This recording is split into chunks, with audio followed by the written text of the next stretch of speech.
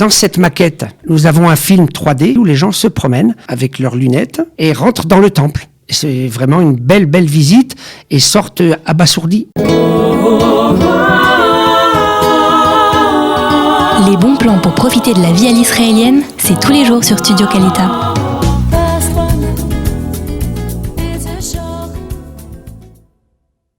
Nous recevons Dov Atlani. Dov, bonjour. Bonjour. Merci d'être avec nous pour parler du Kikar Muzika ici à Jérusalem, qui se trouve vraiment à quelques minutes de notre studio. Alors, le Kikar Muzika, et plus particulièrement, on va parler du musée peut-être. Exactement, nous allons parler du musée et puis des activités culturelles du Kikar en général. Voilà, alors parlez-nous un peu du Kikar, quand il a été créé, comment ça a été créé. Donc Laurent Lévy a eu l'idée, il y a de cela une dizaine d'années, de créer un espace culturel au sein de Jérusalem, articulé autour d'une place, qui s'appelle donc Kikar Muzika. Sur cette place évolueraient des artistes. Tout ça, c'était un projet, une dizaine d'années, avec des restaurants autour, un musée, un auditorium. Alors, ça s'appelle Nachalat Shiva. Nachalat Shiva est la rue qui traverse entre Yafo et Gan Ha'atzmaut. Et donc, c'est entre Shammai et Hillel. Mamash entre Shammai et Hillel. Intéressant comme pensée. Et donc, autour de cette place, les restaurants, auditoriums, musées, hôtels, écoles de la musique à venir également dans les années qui vont être devant nous, et tout cela pour le bien-être des habitants de Jérusalem. Donc le Kikar Muzika, comme son nom l'indique, c'est un endroit où on peut écouter de la musique. C'est encore la volonté de Laurent Lévy que ce soit un endroit convivial où on peut justement écouter des concerts. Alors le moyen est l'endroit convivial, comme vous venez de le dire, Olivier. Donc le moyen est par la musique, mais le but du Kikar Muzika est de créer une ardoute entre les différentes composantes du peuple en Israël, que ce soit Ashkenazim, Sfaradim, Chilonim, Datim, voilà, un peu toutes ces composantes pour pouvoir évoluer ensemble, chanter, danser autour de la musique, par l'intermédiaire de la musique, absolument. D'accord. Alors, quels sont aujourd'hui, on va parler du musée dans quelques instants, quelles sont les activités, quels sont les programmes qui sont proposés aujourd'hui sur le Kikar Muzika? Actuellement, donc en période de Corona, nous avons relancé l'activité musicale pleinement. Donc tous les jours de midi à 14h, un concert. Le soir à 6h30, 8h30, un deuxième concert.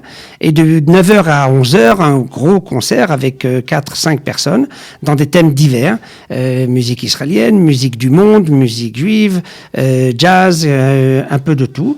Et ce qui nous permet d'articuler toute cette semaine autour de ces musiques. Les restaurants ont accès. Les personnes qui viennent se restaurer dans nos restaurants préfèrent principalement être dehors, et nous suivons bien sûr les consignes du ministère de la Santé pour garder ces espaces accessibles. Alors comment vous recrutez justement ces musiciens qui viennent? De quelle manière ça se passe? Bonne question. Hein. Ça fait donc pas mal d'années. Vous m'avez posé la question. C'est mon métier en même temps. Vous avez posé la question quand Laurent Lévy a eu cette idée d'ardoute, d'articuler cette place autour de la musique. Donc on l'a ouvert il y a maintenant 5 ans. La musique les concerts ont commencé il y a de cela 5 ans. J'ai recruté au fur et à mesure des années différents groupes musiciens parmi les meilleurs de Jérusalem. Nous axons principalement sur la provenance de nos musiciens. Et ils sont là, fidèles, depuis maintenant 5 ans. Et des personnes qui sont attachées à la place, qui la défendent corps et âme. C'est vraiment leur endroit, c'est leur maison. D'accord. Ok. Alors on va parler maintenant du musée qui fait c'est une des parties importantes, une des composantes importantes de ce Kikar Muzika. Absolument. Donc le musée est sorti il y a de cela 3 ans et demi maintenant. Donc ce musée est au premier étage du Kikar Muzika. Il est au numéro 12 de Nachalat Shiva. On peut réserver ses billets sur Internet ou directement par téléphone ou au Dalpak, au bureau d'accueil du musée. Rentrons dans ce musée, puis on s'ouvre sur une suite de salles, puisque c'est un peu ça le principe, une suite de salles où chaque personne va pouvoir se promener et évoluer de salle en salle, où étaient nos origines. On va parler de la salle Asie centrale, on va passer à la salle du Maroc, on va passer aux Balkans, on va passer à l'Europe centrale. Et c'est que de la musique juive? Ce sont principalement que de la musique juive. Les instruments sont pour la plupart été utilisés par des gens de notre communauté, de par le monde. Nous avons été les collecter un à un pour la plupart, été collectés sur les lieux mêmes de ces salles. Et la personne se promène à deux opportunités, soit se servir d'une tablette et d'écouteurs qui lui sont proposés, bien sûr nettoyés, etc., nettoyés obligatoire, que ce soit suite aux consignes, et peut évoluer individuellement ou peut évoluer en groupe avec une conférencière qui propose ainsi une balade dans le musée, en passant de salle en salle et donnant accès aux gens du groupe à pouvoir jouer de ces instruments. Donc c'est un petit peu le côté intéressant du musée, c'est vraiment interactif. En fait. Exactement, c'est le côté interactif. Et puis les personnes prennent part du fait qu'ils participent avec ces instruments à la création d'un morceau en commun. D'accord. C'est très sympa. Alors, c'est une visite, d'après ce que vous nous dites, qu'on peut faire totalement en famille. Donc. Qu'on peut faire totalement en famille. Il y a également, pour une partie de cette famille, des jeux interactifs. Comme il y avait Guitar Hero, ici c'est un Santur Hero, on se sert d'un Santur, et puis on accède à un jeu face à un grand écran, et on voit les notes évoluer comme nos enfants jouent à Guitar Hero. Et tout au long du périple de ces salles, il y a d'autres jeux avec des clarinettes, avec des tam-tams. En Afrique, c'est très très sympa, vraiment ludique pour les familles. Oui.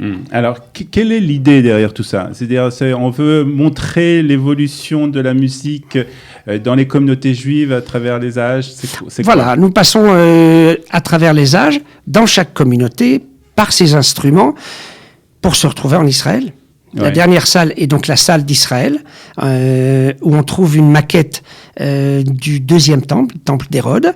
Dans cette maquette, nous avons un film 3D, haute technologie, où les gens se promènent visuellement avec leurs lunettes, mettent ces lunettes 3D, réalité virtuelle, et rentrent dans le temple. C'est vraiment une belle visite et sortent abasourdis. Moi, j'ai vu des grands musiciens sortir, des musiciens qui venaient visiter le musée. C'est-à-dire qu'on visite, on se trouve en fait dans le deuxième temple et on voit. Et on rentre, on passe, on monte les marches où étaient les Lévi'im. Les Lévi'im étaient là à l'entrée du temple, avant les grandes portes, où ils n'avaient plus accès après, où était le Kohen Agadol. On les entend. Et on les entend chanter, jouer. C'est impressionnant, oui. Ouais. Impressionnant. D'accord. Donc c'est vraiment, on se croit vraiment à Jérusalem à l'époque. On est à Jérusalem au temps du deuxième temple, bien sûr, et puis probablement au troisième temple à venir. Alors, cette visite, je suppose qu'il y a un prix d'entrée? Oui, il y a un prix d'entrée. Les prix sont variables. Ils sont de 35, 40 shekels à 60 shekels en fonction des groupes, des âges militaires et adultes.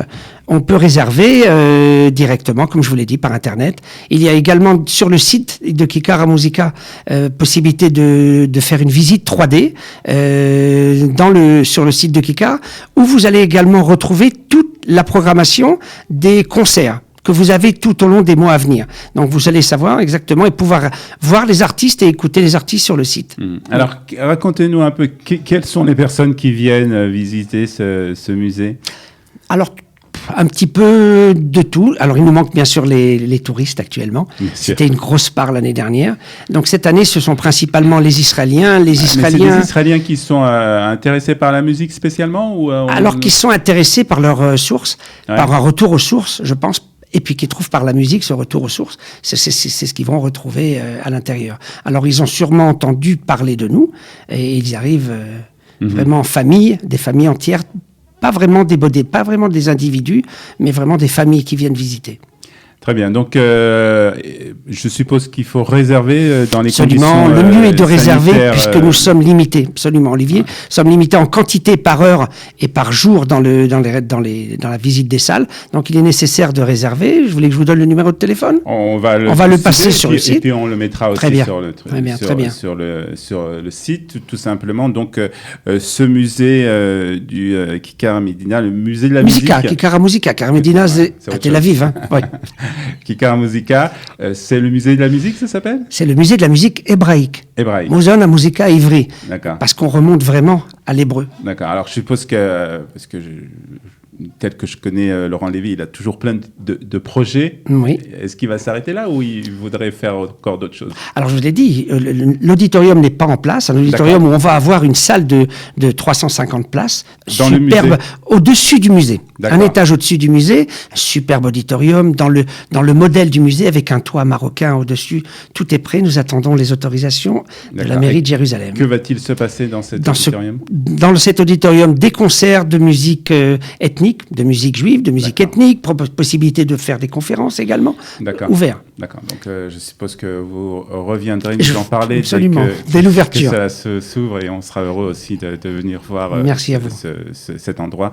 En tout cas, merci Dov Atlani d'être venu nous parler de ce musée de la musique. Vous nous avez vraiment donné envie d'y aller. Je vous remercie. Merci beaucoup d'être venu ce matin sur Studio Qualita. Les bons plans pour profiter de la vie à l'israélienne, c'est tous les jours sur Studio Qualita.